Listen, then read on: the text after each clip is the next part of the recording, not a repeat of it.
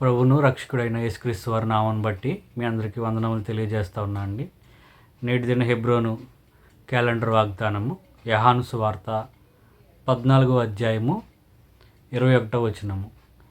నన్ను ప్రేమించువాడు నా తండ్రి వలన ప్రేమింపబడును, నేనును వానిని ప్రేమించి వానికి నన్ను కనుపరుచుకుందును. మరి ఇక్కడ యోహాను సువార్త 14వ అధ్యాయం 21వ వచనంలో దేవుడు మానవుడిని మరి తను ప్రేమించాలని దేవుడు కోరుకుంటూ వస్తూ ఉన్నాడు. మరి మనం దేవుడు పంపినటువంటి మనిషి కుమారుడైనటువంటి యేసుక్రీస్తు వారిని మరి ప్రేమించినప్పుడు ఆయన ఈ లోకంలో మరి ఆయన తెలియజేసినటువంటి సత్యాలు, ఆయన ప్రకటించినటువంటి సువార్త, మరి వీటన్నిటిని బట్టి దేవుడు ఎటువంటి వాడు, ఆయన మనకు చేసినటువంటి శిలువ కార్యం ద్వారా మన కొరకు దెబ్బలు పొంది, మన కొరకు శిలువ మరణం పొంది మనలను రక్షించినందుకు మనం దేవుణ్ణి ప్రేమిస్తే మరి ఆ యేసుక్రీస్తు ప్రభువారు పంపినటువంటి మరి దేవుడు కూడా మనలను ప్రేమిస్తూ ఉంటాడు. మరి మనిషి కుమారుని మనం ప్రేమించినప్పుడు మరి ఆయన పంపినటువంటి మరి తండ్రి అయిన దేవుడు మనం ప్రేమిస్తాడని స్వయాన యేసుక్రీస్తు వారు తెలియజేస్తూ ఉన్నారు. మరి ఆ విధంగా మరి తండ్రి అయిన దేవుడు ప్రేమించినప్పుడు మనకు మరి కలిగేటువంటి ఆధిక్యత ఏంటంటే వానికి నన్ను కనుపరుచుకుందును. మరి దేవుడైనటువంటి వారి పరిశుద్ధుడైనటువంటి దేవుడు, మరి సర్వాధికారి అయినటువంటి దేవుడు, అటువంటి దేవుడు మరి ఎన్నికలైనటువంటి మానవుల్ని, అల్పులమైనటువంటి మానవుల్ని మరి ప్రేమించి మరి దేవుడు తను తాను మానవాళికి కనుపరుచుకోవడానికి ఆయన ఇష్టపడతా ఉన్నాడు. తర్వాత మరి దేవుడు మనల్ని ఎందుకని సృష్టించాడంటే ఆయనను ప్రేమించటానికి, ఆయన నామము ప్రచురం చేయటానికి, ఆయనకు స్తోత్రగానము చేయటానికి, దేవునితో సహవాసం కలిగి ఉండటానికి ఆయన తన స్వరూపమున, తన ప్రత్యేకంగా తన పోలిక చొప్పున మనలను ఆయన సృజించిన దేవుడిగా ఉంటా ఉన్నాడు. కాబట్టి మనము ఆయన్ని ప్రేమించాలని, మరి ఆయన చేత ప్రేమించబడాలని స్వయాన మరి దేవుడే ఆయన కోరుకుంటూ వస్తూ ఉన్నాడు. కాబట్టి అటువంటి దేవుని ప్రేమించే వారికి కలిగేటువంటి ఆధిక్యత ఏంటంటే దేవుడు చెప్తా ఉన్నాడు, నన్ను నేను వారికి కనబరుచుకుంటానని చెప్తా ఉన్నాడు అన్నమాట. దేవుడు మరి ఆయన ఎటువంటి మరి స్వభావం కలవాడు, ఆయన ప్రేమ ఎటువంటిదో, మన ఎడల ఆయనకున్నటువంటి మరి మరి ఆయన ఉద్దేశాలు ఎటువంటివో, తన ఏర్పాటు ఎటువంటిదో మనకి కనపరిచే దేవుడిగా ఆయన ఉన్నాడు. కాబట్టి మరి రోమికి రాసిన పత్రిక 1వ అధ్యాయము 19వ వచనంలో మరి దేవుని గూర్చి తెలియశక్యమైనది ఏదో అది వారి మధ్య విశదమై ఉన్నది, దేవుడు అది వారికి విశదపరచను. కాబట్టి దేవుడు చెప్పిన ప్రకారము వానికి నన్ను కనుపరుచుకుందును. స్వయాన దేవుడే మనకు ఆయన కనుపరుచుకుంటూ వచ్చాడు. ఆయన ప్రేమ ఎటువంటిది, ఆయన దైవత్వం ఎటువంటిది, ఆయన మంచితనం ఎటువంటిది, మరి ఆయనకు ఉన్నటువంటి సుగుణాలన్నీ కూడా మన ఎడల ఆయన కనుపరుస్తూ వచ్చాడు. ఇక్కడ రోమిలకు రాసిన పత్రిక మరి పౌలు గారు రోమిలకు రాస్తూ వారికి మరి ఆ సంఘానికి సువార్త ప్రకటిస్తూ దేవుని గూర్చి తెలియజేస్తూ చెప్పిన మాట, మరి దేవుని గూర్చి తెలియశక్యమైనది ఏదో అది వారి మధ్య విశుద్ధమై ఉన్నది, దేవుడు అది వారికి విశదపరచను.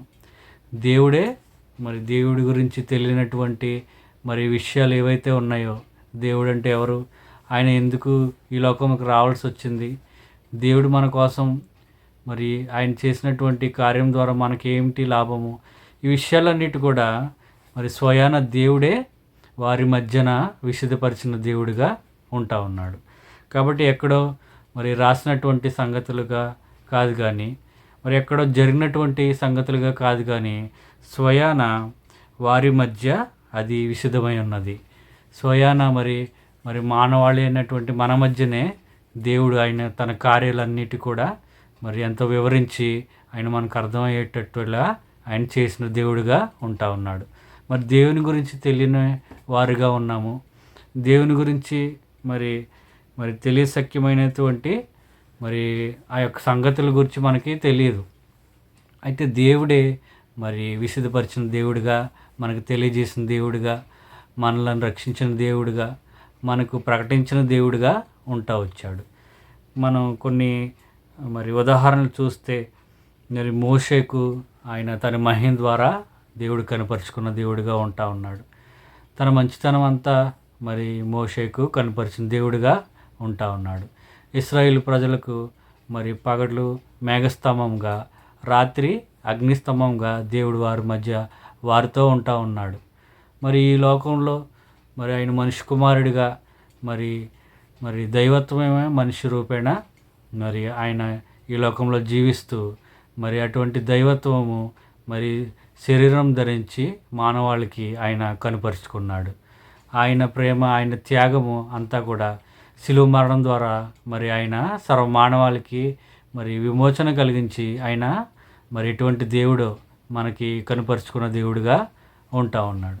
మరి ఈ అనుభవము రోమీలకు రాసినటువంటి పత్రికలో మరి పౌలు గారికి కూడా మరి ఆ అనుభవం దేవునికి మరి విరోధంగా, దేవుడు అంటే ఎవరో తెలియని వ్యక్తిగా మరి దేవుని గురించిన సంగతులు మరి విశుద్ధపరచకుండా పౌలు గారికి ఉన్నప్పుడు ఆయన దమస్కు మార్గాన దేవుడే స్వయంగా మరి మరి ప్రత్యక్షమై దర్శనం ద్వారా ఆయన దర్శించి మరి ఆయన కనపరుచుకున్నాడు. పౌలు గారికి ఆయన కనపరుచుకున్నాడు. కాబట్టి మరి దేవుని గురించి తెలుసుకున్నాడు. దేవుడు స్వయాన తానే కనపరుచుకున్న తర్వాత మరి తన యొక్క అనుభవం ఏంటంటే దేవుడు తెలిసక్యమైనది ఏదో మరి వారి మధ్య విశుద్ధపరిచాడు. తెలియనటువంటి సంగతులు దేవుని గురించి పౌలు గారికి దేవుడే స్వయంగా తెలియజేశాడు. కాబట్టి దేవుడు తను ప్రేమించే వారికి తన గురించి ఆయన తను తాను మరి కనుపరుచుకునే దేవుడిగా ఉన్నాడు. దేవుని గురించిన సంగతులు మనం ఏ విధంగా జీవించాలి, మరి ఏ విధంగా మనం ఈ లోకంలో మరి ప్రభు కొరకు మరి జీవించాలి, మన యొక్క మరి అంతిమంగా మన యొక్క యాత్ర ఎటువంటిది, ఈ లోకం ఎటువంటిది, తర్వాత పరలోకంలో ఏముంది, ఈ విషయాలన్నీ కూడా మరి మన మధ్య దేవుడు విశుద్ధపరిచిన దేవుడిగా ఉంటా ఉన్నాడు. కాబట్టి ఇంకా అనేకమైన విషయాలు దేవుని గురించి మన మధ్య మనకు మనమే తెలుసుకోవాలంటే మరి ఇక్కడ మరి స్వయాన్ని దేవుడే చెప్తా ఉన్నాడు, నన్ను ప్రేమించేవాడు అని. మరి నేనును వానిని ప్రేమించి, కాబట్టి దేవుని ప్రేమించడం అనేది మరి అది చాలా ప్రాముఖ్యమైనది. ఏ విధంగా మనం దేవుని ప్రేమించగలమంటే, దేవునితో సహవాసం చేయగలమంటే దేవుని యొక్క వాక్యం చదవటం ద్వారా, మరి దాని నుంచి మనం గ్రహించుకున్నటువంటి విషయాల ద్వారా దేవుని మనం ప్రేమించగలము. ఆ విధంగా దేవుని ప్రేమించి మరి స్వయాన దేవుడే మన ఎడల కార్యం జరిగించలాగిన, ఆయన మనకు కనపరుచుకునేలాగిన, దేవుడు మనకు తెలియని విషయాలు విశదపరచలాగిన అటువంటి గొప్ప అనుభవము మరి పౌలు వలె మనం కూడా కలిగి ఉండలాగిన దేవుడు సహాయం చేయను గాక. ప్రార్థన చేసుకుందామండి. ప్రేమగల తండ్రి, కృప కలిగిన దేవ, దయమేడకు తండ్రి, మీ ఘనమైన శ్రేష్టమైన నామానికి వేలాది వందన స్తోత్రాలు చెల్లిస్తున్నాం. గొప్ప దేవుడు, పరిశుద్ధుడు నాయన. దేవా నాయన, ఈ దినం మీరు ఇచ్చినటువంటి వాగ్దానాన్ని బట్టి మీకు వందనాలు. దేవ మిమ్మల్ని ప్రేమించేవాడు తండ్రి వలన ప్రేమించబడుచున్నాడు నాయన. మీరు కూడా మమ్మల్ని ప్రేమిస్తారని దేవా, తద్వారా మిమ్మల్ని మీరే మాకు కనపరుచుకుంటారని, మిమ్మల్ని గురించినటువంటి తెలియనటువంటి సత్యాలు, తెలియనటువంటి నేను అనేకమైన విషయాలు దేవ మా మధ్యన విశుద్ధపరుస్తారని తండ్రి. అటువంటి మీ యొక్క పరలోక జ్ఞానము తండ్రి కలిగి ఆత్మీయంగా ఎదగటానికి, దేవ మిమ్మల్ని ప్రేమించటానికి, ఈ లోకంలో తండ్రి మీ కొరకు జీవించటానికి, దేవ పరలోక రాజ్యంలో తండ్రి ప్రవేశించలాగిన ఆత్మీయంగా ఎదగటానికి దేవ నిన్ను ప్రేమించేవారుగా నన్ను మమ్మల్ని అందరినీ చేయమని ప్రార్థిస్తూ ఉన్నాం.